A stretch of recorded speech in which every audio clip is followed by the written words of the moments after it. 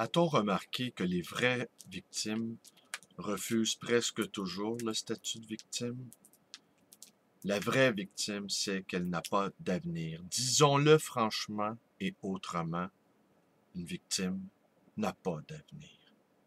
Et qu'en est-il de toutes ces supposées victimes? De ces âmes pures qui ne feraient pas de mal à une mouche, des êtres purgés de toute négativité, à qui l'on doit réparation. Une vraie victime sait qu'on ne lui doit rien. J'en ai rencontré quelques-unes de ces vraies victimes.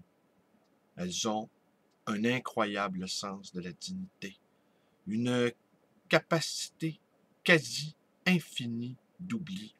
Non pas de pardon, bien souvent faux pardon, qui oblitère la nécessaire colère. Ce pardon, qui bien souvent est un déni, un baume inadéquat pour une blessure trop vive.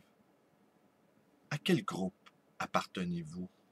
Aux fausses victimes, exigeant sans cesse de tous une réparation impossible à contenter pour des blessures qui bien souvent ne sont que des piqûres infligées à un ego mal assumé, ou encore à ces vraies victimes qui ont pris la vie à bras-le-corps, qui se sont démenés comme des diables dans l'eau bénite, refusant avec rage d'être enfermés dans le rôle payant, victimaire, ou bien encore à l'immense groupe qui n'a ni compassion, ni, ni compassion pour les victimes, ni colère contre les bourreaux, qu'une indifférence méprisante à l'égard de l'existence.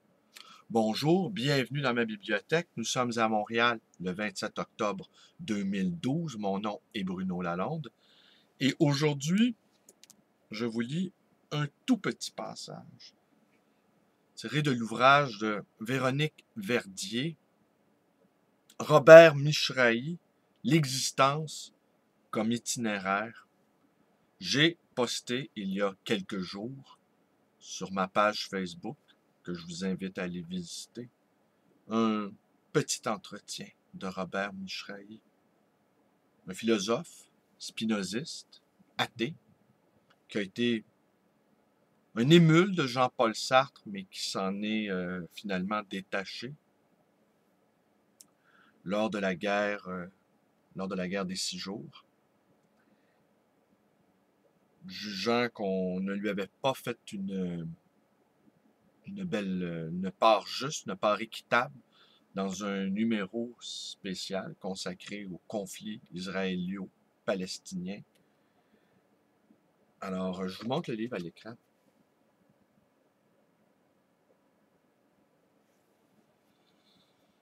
Alors, je vous lis un petit passage maintenant. C'est à la fois un livre qui est divisé en deux parties. La première partie est un entretien qu'a accordé Robert Michrahi. Et la deuxième partie, une analyse succincte des textes de Michrahi à partir de l'entretien qu'elle a eu avec Robert Michrahi. Savez-vous qu'en ce moment, les Islandais sont en train de réécrire leur constitution? On n'en parle pas trop. Ils ont refusé les taux de remboursement des banques étrangères et un groupe de juristes et de citoyens réécrivent la constitution en Islande. C'est formidable, c'est essentiel. Mais revenons maintenant à la fondation de l'éthique. Je sais que les valeurs seront fondées par moi, mais je sais déjà que je souhaiterais qu'elles soient partagées. Mais étant donné que je suis libre, que nous savons que nous sommes libres, nous allons pouvoir inventer n'importe quoi. Bien sûr que nous pouvons inventer n'importe quoi, mais cela va devenir dangereux, car nous allons peut-être inventer des choses qui vont nous remettre dans la situation ancienne qui a provoqué le désastre, la crise, les crises. Il ne faut donc pas réinventer les mêmes choses. Il faut réinventer d'autres choses. Ouais, mais quoi? On ne sait pas encore. Mais on va se fixer un principe, et ce principe va être celui du préférable. Traditionnellement, on pensait qu'au-delà de toutes les valeurs possibles, imaginables, avec des petits V, il existait une valeur suprême avec un grand V, par exemple, le bien, le vrai, le beau. Je pense à Platon. C'était des valeurs, c'est-à-dire des réalités, mais spirituelles, non matérielles et transcendantes, existant avant les individus. Si une telle valeur existait, il est clair que c'est elle que nous devrions poursuivre. Mais nous savons qu'il n'en est rien, puisque nous savons déjà que toute valeur, quelle qu'elle soit, provient d'un désir. Je suppose qu'appeler préférable, non pas dans une perspective universelle, mais dans une perspective modestement, relativement générale, je suppose d'appeler préférable ces buts ou un but tel que tout autre but, au besoin, pourrait lui être sacrifié. On pourrait sacrifier tous les autres buts s'il fallait le faire pour accéder au préférable. Et d'autre part, une fois défini ce bien absolu, mais un bien pour le désir de quelques-uns, ce bien absolu préférable à tous les autres, va permettre de sacrifier un certain nombre de biens qui ne contribueraient pas, mais va permettre en même temps d'animer un certain nombre de buts qui y conduiraient. Exemple simple. Le préférable est pour moi la jouissance et d'exister. Cette jouissance d'exister va me permettre d'évacuer des valeurs de domination. Si je cherche la domination, je ne parviendrai jamais à la sérénité. Je serai toujours dans la méfiance et le danger. Alors qu'au contraire, je cherche la jouissance d'exister. Donc, avec ce critère, je pourrais exclure telle autre valeur. Par contre, je pourrais retenir d'autres valeurs. L'amitié, la démocratie. Est-ce que la démocratie me conduit et rend possible la jouissance d'exister? Oui, elle la rend possible. Est-ce que la dictature rend possible cette jouissance? Non, pas pour tout le monde. Vraiment pas. Donc à exclure. Toutes les valeurs qu'on nous propose doivent être passées au crible de ce but lointain. Et ce but lointain qui est la jouissance doit être naturellement être détaillé. Ma philosophie va essayer de détailler ce préférable, cette jouissance d'être, d'en donner les éléments, de l'analyser, de le nommer. Et voilà, la jouissance d'exister.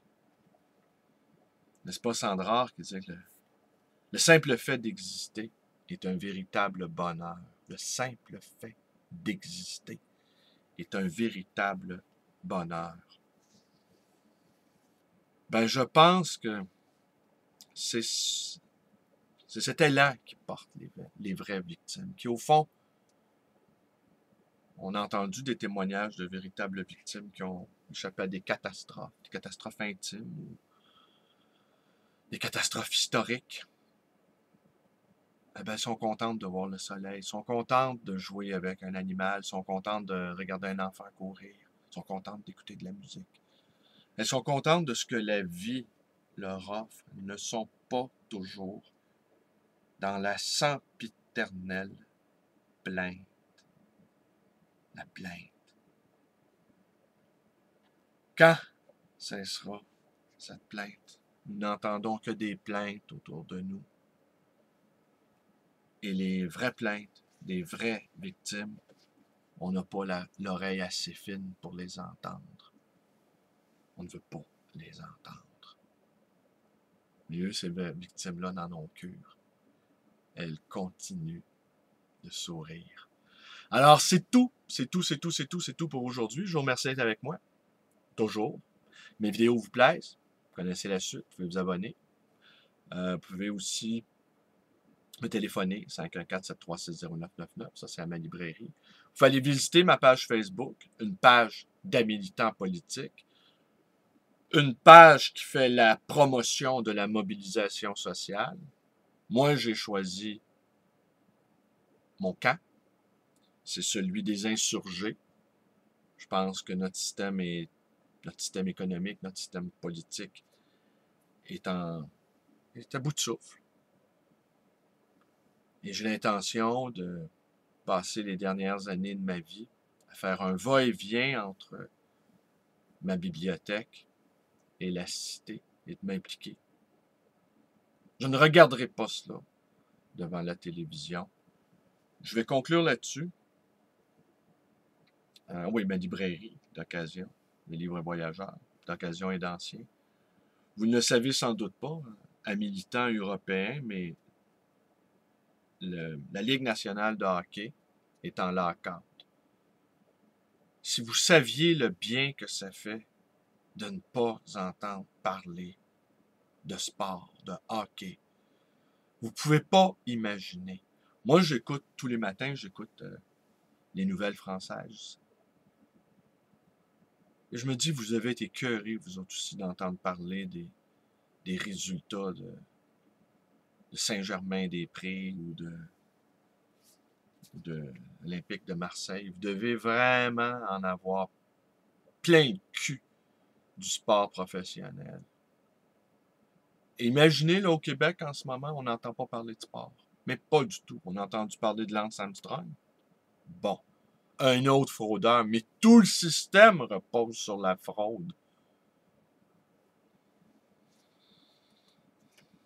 Vous ne pouvez pas imaginer à quel point ça fait du bien. Ce silence-là. Parce qu'à la fin, tous les jours, d'entendre parler de hockey, là, comme si c'était la seule chose qui existait en ce bas monde, là. C'est une vraie dictature. Bon, je sais, on va me dire, si t'es pas content, va écouter ailleurs, va regarder ailleurs. Mais ça, ils n'ont pas cessé de me le répéter. Si t'es pas content, ben, va regarder ailleurs. Ben, savez-vous quoi? Je n'y suis plus du tout. Je ne regarde plus rien. Ils ne peuvent plus me toucher ni m'atteindre. Mais là, dans le cas du hockey, ils font le travail eux-mêmes. Allez, merci.